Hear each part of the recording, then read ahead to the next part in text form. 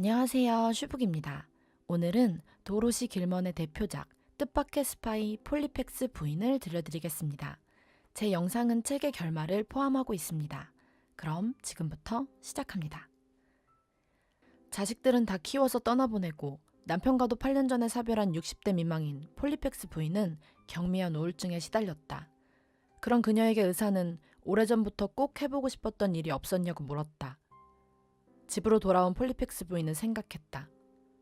어렸을 때는 스파이가 되는 게 꿈이었지. 그래, 가는 거야. 그리고 다음날 아침이 되자 부인은 기차를 타고 워싱턴에 있는 CIA 청사를 찾아갔다. 제시퍼 메이슨 씨를 만나고 싶은데요. 경비원의 안내를 받아 어떤 방으로 들어갔고 잠시 뒤 메이슨 씨가 들어왔다. 문이 잠긴 것을 확인한 부인은 그에게 조심스레 속삭였다. 혹시 스파이 필요 없으신가? 능력 있는 젊은이 대신 목숨을 바칠 사람 말이야. 당황한 듯 보이는 메이슨 씨는 스파이는 이렇게 무작정 찾아온다고 할 수 있는 일이 아니라고 답했다. 그때 비서가 나타나 웹스터 부인으로부터 급한 전화가 왔다는 것을 알렸다. 그는 잘됐다는 듯 펄쩍 뛰며 일어나더니 급히 작별 인사를 했다. 그 즈음 CIA 소속 카스테어스는 임무를 수행할 스파이 한 명이 필요했다. 유능한 정예 요원인 터펙은 남아메리카에서 온갖 귀중한 정보를 알아냈고 그 모든 자료를 마이크로필름으로 만든 다음 멕시코의 드가메즈 요원에게 넘기기로 되어 있었다. 이제 관광객으로 위장한 요원이 멕시코에서 그것들을 받아 미국으로 가져오는 일만 남았다. 이 임무에서 가장 중요한 것은 그 요원이 아무도 모르는 미지의 인물이어야 했다. 카스테어스는 그 임무를 수행할 요원들의 리스트를 살펴보았다. 샬럿 웹스터, 58세 여성.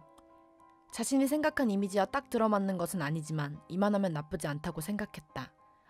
카스테어스는 자신의 신분을 노출하지 않기 위해 아래층 메이슨 씨에게 웹스터 부인과 자리를 가지라고 연락했고 그들이 접견실에서 면담하는 사이 잠깐 들여다보기로 했다.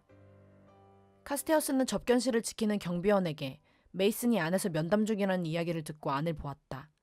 안에는 여자 혼자 앉아 있었는데 눈이 의심스러울 만큼 임무에 딱 맞아떨어지는 모습이었다. 그는 방 안으로 성큼성큼 걸어 들어가 그녀에게 손을 내밀었다. 카스테어스라고 합니다. 임무를 하나 드리려고 합니다. 메이슨과 이야기는 나누셨는지요? 이번 임무는 아주 간단합니다. 적임자를 찾고 있었는데 부인이 딱입니다. 임무를 수행할 수 있겠습니까? 그녀는 자신에게 닥친 행운이 믿기지 않는다는 얼굴로 이야기를 듣고 있었다.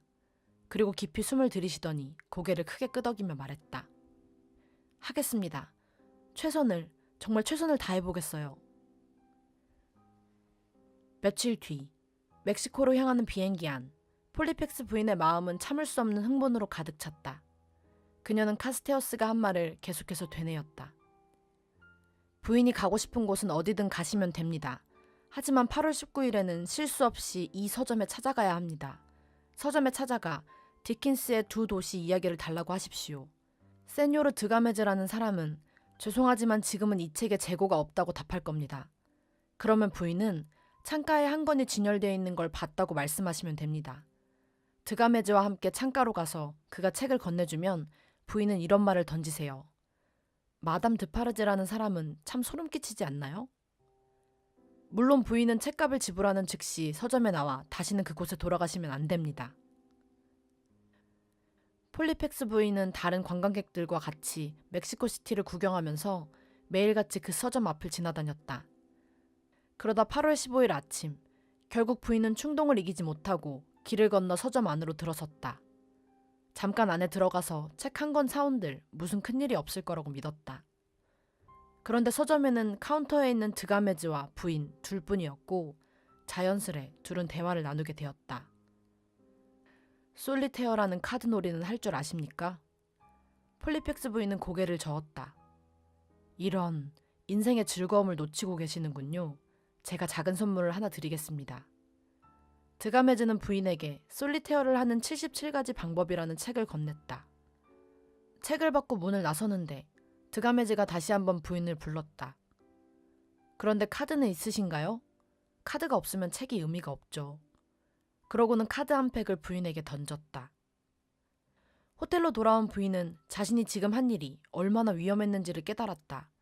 다시는 그 서점에 가지 않겠다고 다짐을 했고, 그러자 모든 일이 지루하게 느껴졌다. 부인은 드가메즈에게 선물 받은 책을 펼쳐 솔리테어를 하기 시작했다. 그리고 마침내 기다리고 기다리던 그날이 되었다. 부인은 임무대로 그 서점에 들어섰다. 그런데 카운터 뒤에 있던 남자는 지난번에 만나서 친구가 된 드가메즈가 아니었다. 지난번에 왔을 때는 여기 주인분인 드가메즈 씨께서 참 많이 도와주셨답니다. 언제 돌아오시나요? 그 말에 남자는 놀란 표정이었다.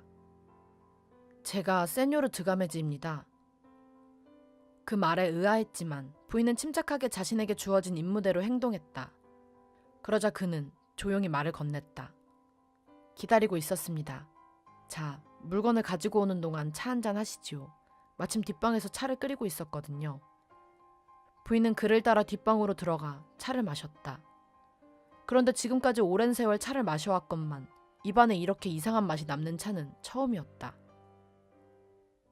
곧이어 부인은 의식을 잃고 바닥에 쓰러졌다.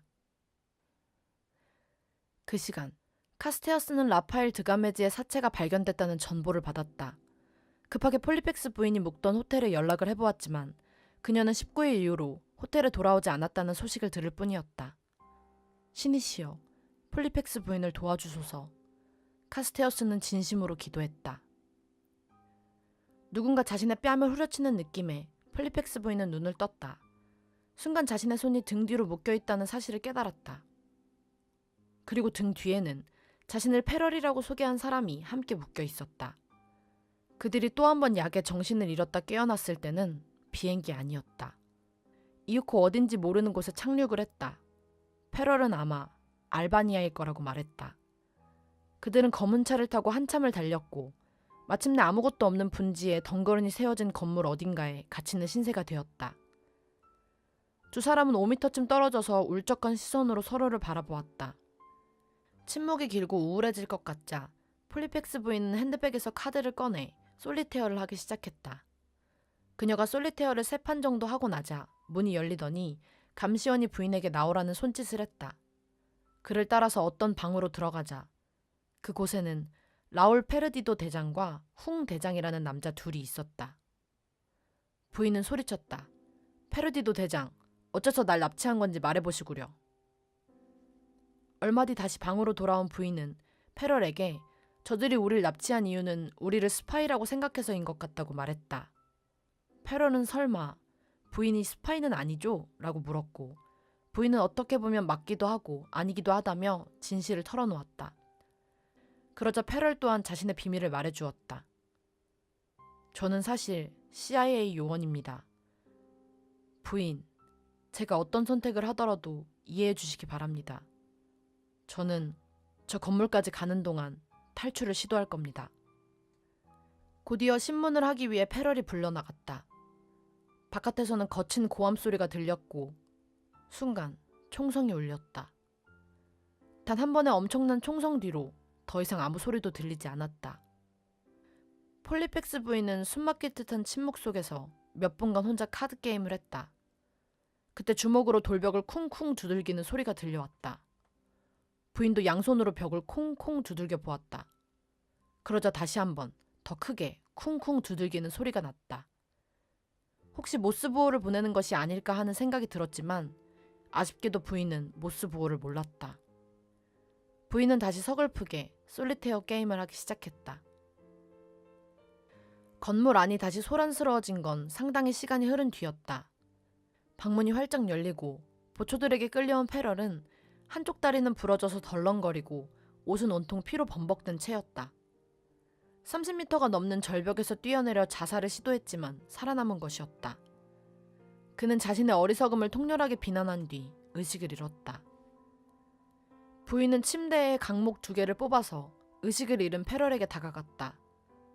하지만 어떻게 할지 몰라 주춤하자 보초 중 한 명이 다가와 말했다. 저는 룰라시예요. 저는 예전에 병원에서 일한 적이 있어요. 그가 패럴의 다리뼈를 맞추는 데는 10분가량이 걸렸다. 늘 이랬던 건 아니에요. 알바니아인들은 당당하고 독립적인 민족이에요. 그저 운이 안 좋았을 뿐이죠. 룰라 씨는 알바니아에 대해 아무것도 모른다는 부인을 위해 알바니아에 대해 영어로 적혀있는 책을 한 권 선물로 주었다.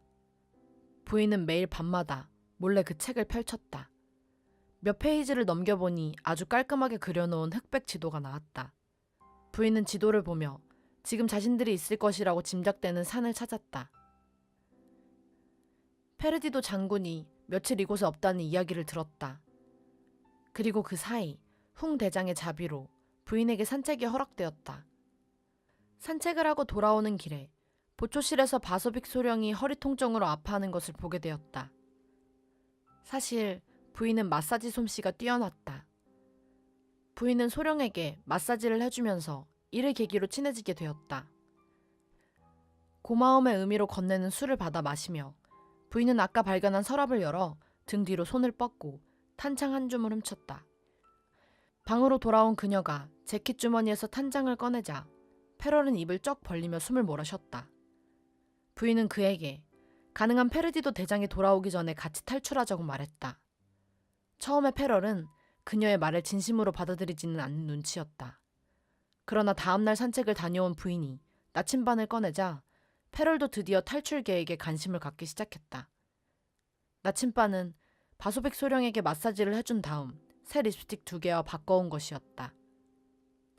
수요일 아침 산책길에 폴리펙스 부인은 주먹만한 둥근 돌멩이를 2개 주어 감옥 안에 숨겼다.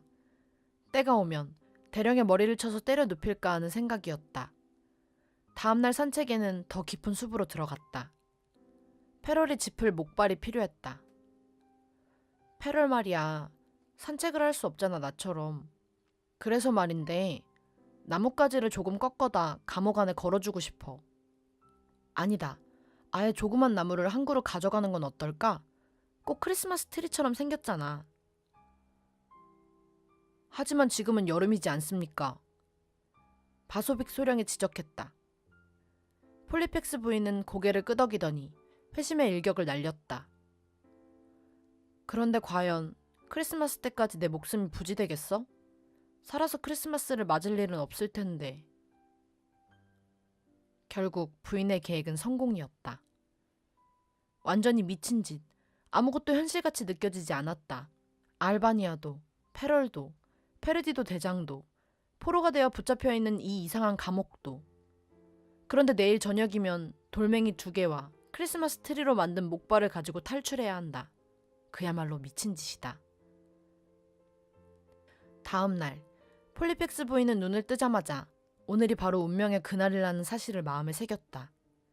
이윽고 저녁이 되었고 폴리펙스 부인은 지갑을 열더니 돌멩이와 재갈을 꺼냈다.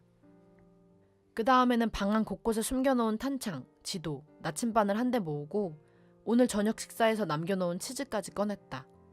만발의 준비가 끝났다. 그때 복도에서 발자국 소리가 나기 시작했다. 부인은 돌멩이를 움켜쥐고 일어나 좋은 저녁입니다 라고 말하는 바소빅 소령에게 다가가서는 머리를 내리쳤다. 놀랍게도 그는 단 한 방에 쓰러졌다. 쓰러진 소령의 바지춤에 있는 열쇠 꾸러미를 들고 옆방으로 갔다. 자꾸만 부인의 머릿속을 맴돌고 있던 생각, 벽을 두드리던 옆방 포로에 대한 궁금증을 해결해야만 했다. 부인은 옆방 문을 열고 말했다. 우리가 지금 탈출할 거거든? 혹시 같이 가지 않겠어?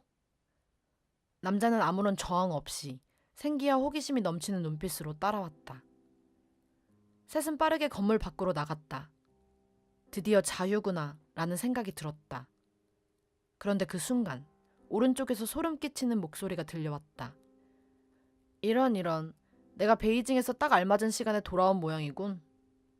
페르디도 대장이 돌아온 것이다. 페럴은 빠르게 페르디도 대장을 향해 방아쇠를 당겼다. 빗 맞았지만 잠깐은 시간을 벌 수 있을 것이다. 세 사람은 모두 어두운 바깥을 향해 달려나갔다.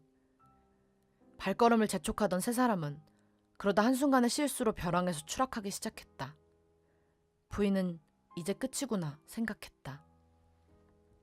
그러나 부인은 아무 아픔도 느껴지지 않았다. 하늘이 도왔는지 그들은 다행히 작은 바위 턱 위에 떨어졌던 것이다. 놀랄 틈도 없이 그들은 절벽 안쪽으로 파인 홈에 몸을 숨겼다.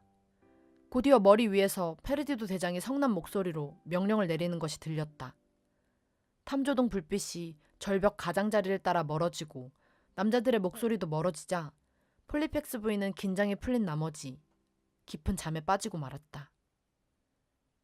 다음 날 새벽, 대규모 수색이 시작되기 전 셋은 서둘러 조금씩 절벽을 따라 골짜기 쪽으로 내려왔다.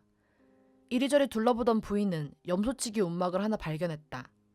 그리고 그 앞에 웬 여자가 서서 자신들을 지켜보고 있다는 것을 깨닫고 헉소리를 냈다. 여자는 무표정한 시선으로 절벽을 한번 올려다보더니 따라오라는 손짓을 했다. 집 안에 들어서자 여자는 불가에 쪼그리고 앉은 두 남자에게 뭐라고 말했다. 한 사람은 15살쯤 되었을까 하는 소년이었고 다른 한 사람은 그 소년의 아버지로 보였다. 소년이 손짓발짓으로 자신들의 결정을 설명하기 시작했다. 절벽을 가리키면서 얼굴을 찌푸리는 걸 보면 페르디도 대장이 산 위에 지어놓은 요새의 존재를 이들도 잘 알고 있고 이를 못마땅하게 여기는 것 같았다. 그 다음에는 해를 가리키더니 사람들이 이곳으로 찾아오기 전에 서두르라는 식의 몸짓을 했다. 문제는 감시를 피해 골짜기를 내려가는 것이다. 페르디도 초소에서는 목초지가 환히 내려다 보였다. 아마 누군가 망원경으로 감시하고 있을 것이다. 소녀는 그의 아버지가 염소를 몰고 목초지를 가로질러 골짜기 근처의 다른 목초지로 내려갈 건데 이때 염소로 변장해서 염소떼에 섞인다면 위에서는 알아볼 수 없을 것이라고 말했다. 내키지는 않았지만 다른 방법이 없었다. 부인도 결국 마지못해 짐승들 사이에 네 발로 엎드렸다. 이렇게 느릿느릿 골짜기 바닥까지 내려오는데 아마 1시간은 좋게 걸린 것 같았다. 무사히 골짜기에 다다랐고 소년과 남자에게 진심으로 고마움을 표하며 세 사람은 다시 걷기 시작했다. 도로는 벼랑간 눈앞에 나타났다. 그때 대여섯은 좋게 돼 보이는 사람들이 1km도 떨어지지 않는 곳에서 벌판을 가로질러 그들에게 다가오는 것이 훤히 보였다. 벌써 들킨 걸까? 그때 갑자기 옆방 포로 진이가 벌떡 일어났다. 그러고는 도로 쪽으로, 사람들 쪽으로 달려갔다. 어쩌면 저럴 수 있지? 폴리펙스 부인의 목소리가 떨리기 시작했다. 애초에 제가 못 믿을 놈이라고 했잖아요. 페럴은 욕설을 내뱉으며 주머니에 손을 넣어 권총을 꺼냈다. 진이는 소총을 든 보초와 함께 커다란 검은 차에 올라탔다. 그리고 그 차는 두 사람을 향해 다가왔다.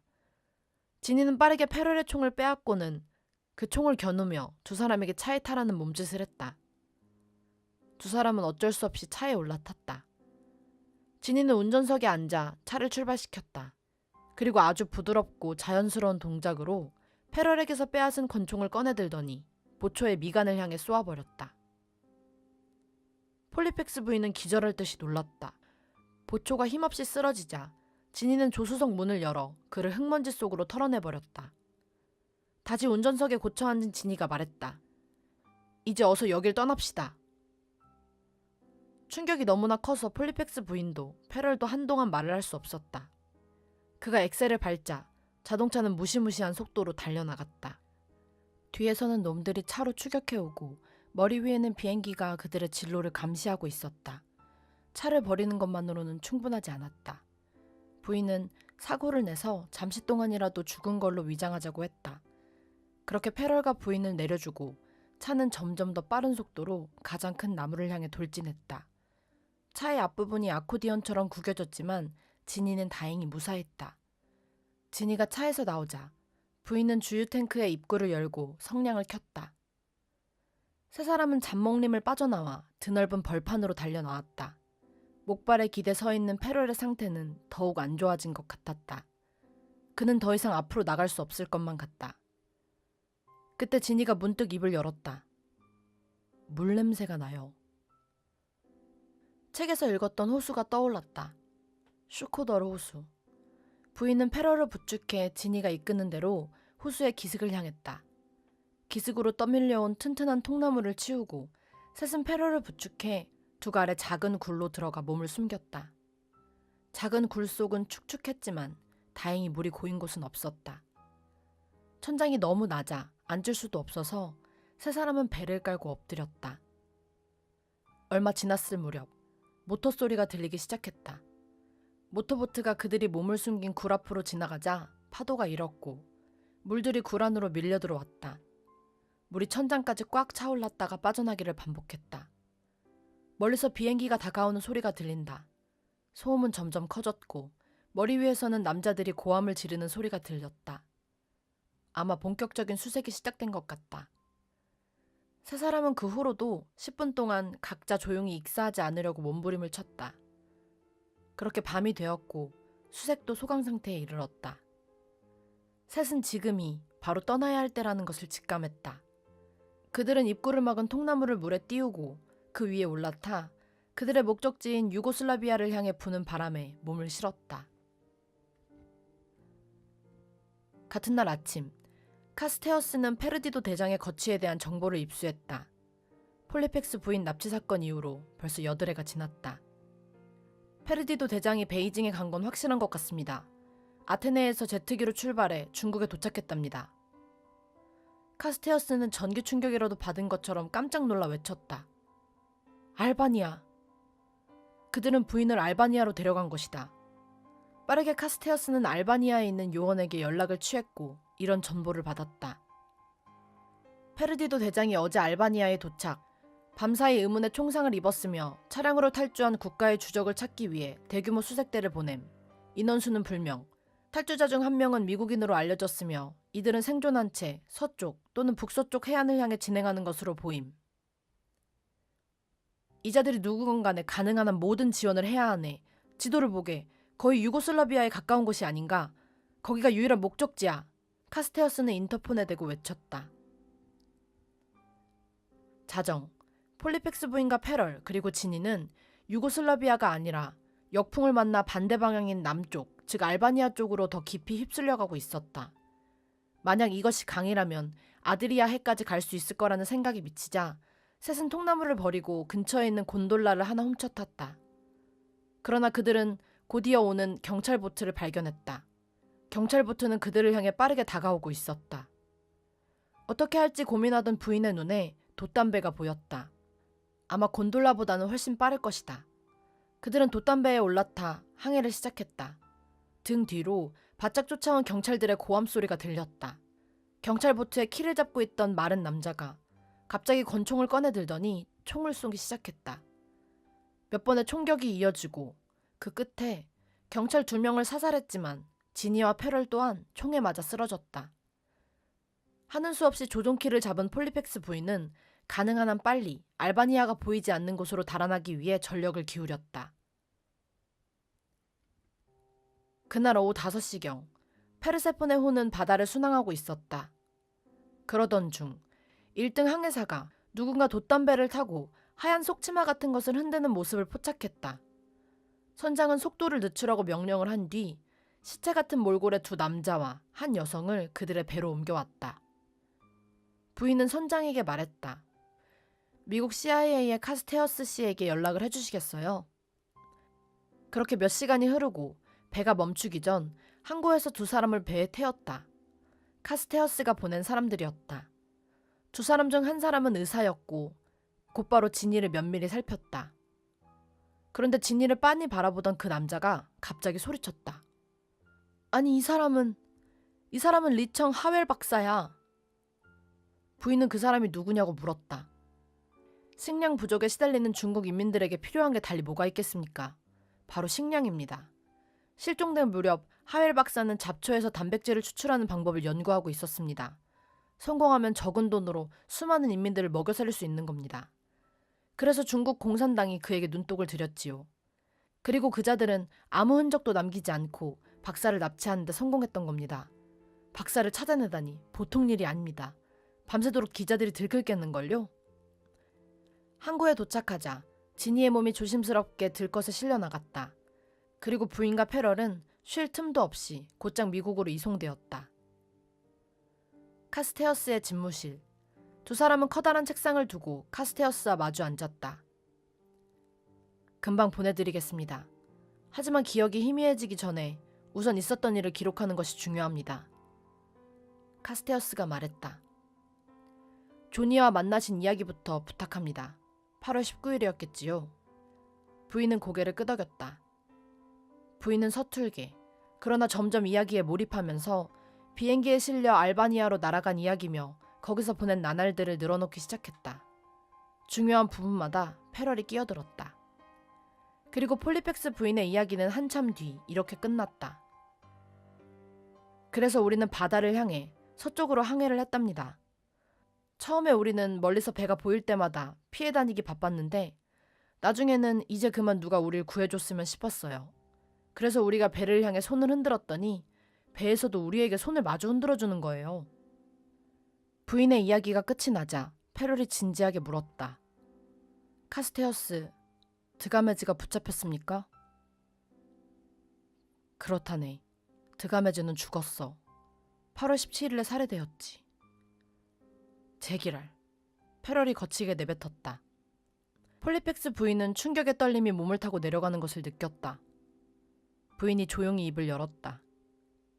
정말 너무나도 안타까운 일이에요. 그분은 정말 다정하셨는데 참으로 좋은 분이셨어요. 그런 신사는 또 없을 텐데. 그 말에 카스테어스가 갑자기 딱딱하게 굳었다. 폴리펙스 부인, 진짜 드가메즈를 만난 적도 없을 텐데 어떻게 그 사실을 아십니까? 어머나, 저는 진짜 드가메즈 씨를 만났답니다. 부인이 열심히 설명하기 시작했다. 물론 19일이 아니라 멕시코시티에 도착한 지 얼마 지나지 않은 때였지만요. 서점의 위치를 알아놓고는 매일 그 앞으로 지나다녔답니다. 그렇게 여러 번 지나다니다 보니 어느 날 아침에는 한 번 안에 들어가서 살짝 구경이라도 하자는 생각이 들었답니다. 그래서 안에 들어가 드가메즈 씨와 잠시 다정하게 수다를 떨었지요. 정확히 그 수다란 게 어떤 내용이었습니까? 카스테어스의 목소리에서 긴박감이 엿보였다. 혼자 여행하는 건 어떤 기분인가 하는 내용이었지요. 손자들 이야기도 나누고 또 저한테 솔리테어를 하는 법을 아냐고 묻더니 솔리테어를 하는 77가지 방법이라는 책을 선물로 줬어요. 폴리펙스 부인! 카스테어스가 꽉 잠긴 목소리로 부인의 말을 가로막았다. 폴리펙스 부인, 드가메즈는 그때 부인에게 사진을 전달한 겁니다. 하지만 책 안에는 아무것도 없었어요. 부인이 알려주었다. 깜빡 잊고 이야기를 안 했는데 그자들이 책 안에 뭔가가 있을 거라고 생각하고 가지고 갔거든요. 페르디도 대장이 며칠 동안이나 뒤져봤지만 아무것도 없다고 그랬지요. 카스테어스가 다시 자리에 앉아 부인을 바라보았다. 그는 조심스럽게 말했다. 폴리펙스 부인, 만약 드가메즈가 마이크로필름을 받았다면 무슨 수를 써서라도 15일에 부인께 전달했을 겁니다. 생각해 보십시오.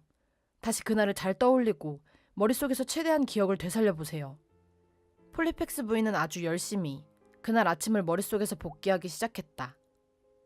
그때 아! 부인이 소리쳤다. 카드예요. 어쩌면 까맣게 잊고 있었네. 문을 나서려는데 갑자기 드가메즈 씨가 이렇게 소리치더라고요. 이런, 카드도 없이 77가지나 되는 게임을 어떻게 하시려고요.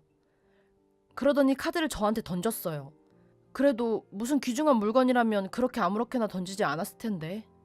설마. 카스테어스의 목소리에 흥분이 묻어났다. 감시받고 있는 사람이 위험한 물건을 치워버리려고 할 때는 바로 그렇게 하는 겁니다, 폴리펙스 부인. 그래서 그 카드는 어떻게 하셨습니까? 그 카드는 바로 제 주머니 안에 있지요. 카스테어스는 부인을 놀란 표정으로 바라보았다. 그러면 그 카드를 가지고 계신단 말입니까? 이때 페럴은 웃기 시작했다. 갖고 있어요, 카스테어스. 마님께서는 보초의 감시를 받으면서도 페르디오드 대장 코앞에서도 낮이나 밤이나 솔리테어 게임을 했답니다. 당연히 가지고 있지요. 이 카드 때문에 모든 사람이 미칠 지경이었던걸요. 폴리펙스 부인은 뾰루퉁한 얼굴로 페럴을 바라보았다. 부인은 두 번째 속치마 안에 손을 집어넣더니 카드 뭉치를 꺼내 책상 위에 늘어놓았다. 카스테어스는 카드 한 장을 집어들어 손가락으로 쓸었다. 플라스틱 코팅이었다. 그는 즉시 부하 직원에게 소리쳤다. 지금 즉시 실험실로 카드를 가져가게. 신속히 해야 돼. 마이크로필름을 찾아. 그리고 카스테어스는 부인을 보고 감사의 인사를 건넸다. 부인께 큰 빚을 졌습니다. 부인은 미소를 짓더니 조용히 대답했다. 지금 소원은 목욕을 하고 옷을 갈아입는 것밖에는 없답니다. 카스테어스가 웃음을 터뜨렸다. 둘 다 1시간 안에 준비시키겠습니다. 폴리펙스 부인은 다시 집으로 왔다. 자신은 이렇게 완전히 바뀌었는데 세상은 어쩌면 이렇게 똑같을까 하는 놀라움이 가득 차올랐다. 감상에 젖어 있는데 아들로부터 전화가 걸려왔다. 아들은 폴리펙스 부인이 멕시코로 여행을 갔다고 알고 있었다. 얘야, 목소리 들으니 너무 좋구나. 그래, 방금 도착했다. 부인은 열심히 아들의 이야기에 귀를 기울이다 갑자기 신나게 웃음을 터뜨렸다. 그러고는 이렇게 말했다. 얘야, 이 나이에 그것도 멕시코에서 나한테 무슨 위험한 일이 있었겠니? 어떠셨나요? 참으로 유쾌한 소설이었습니다. 여러분들은 어떻게 들으셨는지 궁금하네요. 떠오르는 생각들을 댓글로 남겨주세요. 제 영상이 마음에 드셨다면 좋아요와 구독 버튼 눌러주세요. 그럼 다음 영상으로 찾아오겠습니다. 지금까지 슈북이었습니다. 슈북슈북.